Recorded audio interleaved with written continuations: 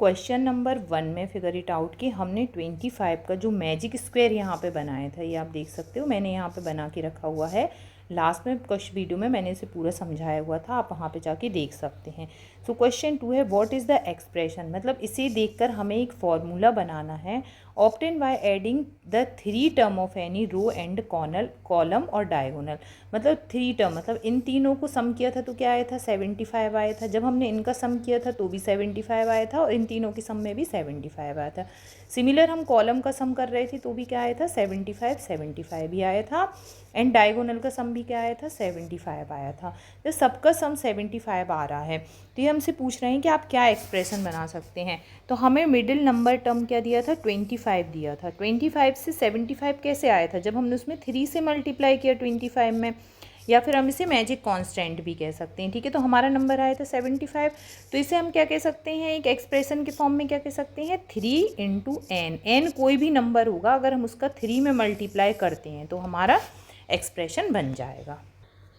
Question number 3 है write the result obtained by adding 1 to every term in the generalised form. मतलब हमें हर term में अगर 1 1 add कर दें, इस टाइप के क्वेश्चन हमने पहले भी किए हैं।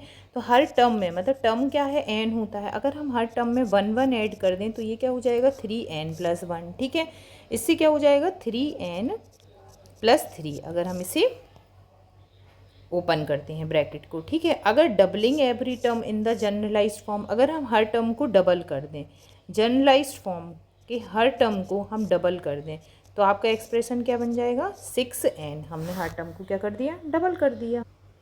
नेक्स्ट क्वेश्चन है create a magic square whose magic sum is 80।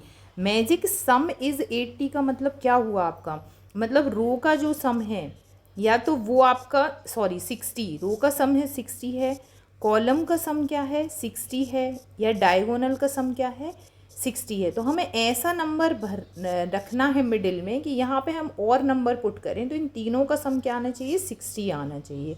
यहाँ पे भी 60 आना चाहिए, और अगर हम कॉलम ले रहे हैं तो यहाँ पे भी 60 आना चाहिए नंबर।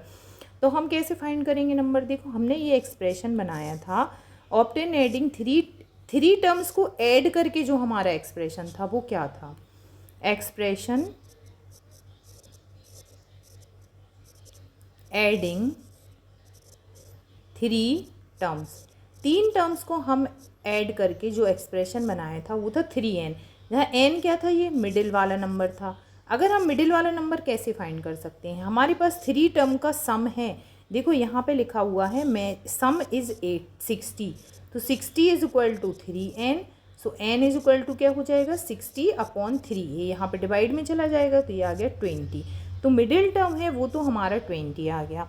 अब जैसे हम लास्ट क्वेश्चन में करते थे, पिछले क्वेश्चन में हमने किया, यहाँ m-4 होता था, मतलब 20 - 4, तो यहाँ पे 60, यहाँ पे हो गया 24, और यहाँ पे आ जाएगा 23, 18, 19, और यहाँ पे आ गया 21, 22 और 17। कैसे आ गया ये, मिडिल टर्म को हम m लेते हैं, यहाँ पे हम फिल करते हैं m-4, नीचे m+4, यहाँ पे क्या आ जाएगा आपका m-1, और यहाँ पे क्या आ जाएगा, सॉरी m-1 नहीं, m+3, m+3, m-2, m-1, और यहाँ पे क्या आ जाएगा m+1,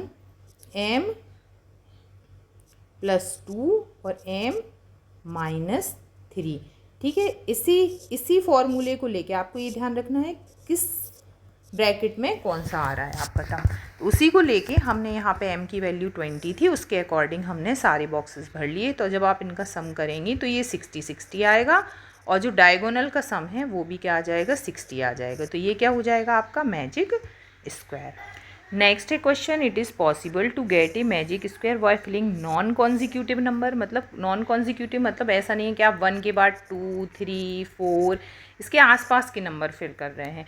अगर आप कोई और नंबर फिल करेंगे तो भी क्या आप मैजिक स्क्वायर बना सकते हैं। तो yes we can make a magic square. क्या क्यों बना सकते हैं, क्योंकि आपको नंबर्स ऐसा नहीं है कि हमारे पास जो नंबर हैं वो कॉन्जिक्यूटिव होने चाहिए, बस नंबर ऐसे होने चाहिए कि उनके रो और कॉलम इनका जो सम है वो आपका सेम होना चाहिए, ऐसे मैजिक स्क्वायर बनता है। तो हम ऐसे मैजिक स्क्वायर बना सकते हैं। तो आप लिख लेना यस इट इज़ पॉसिबल।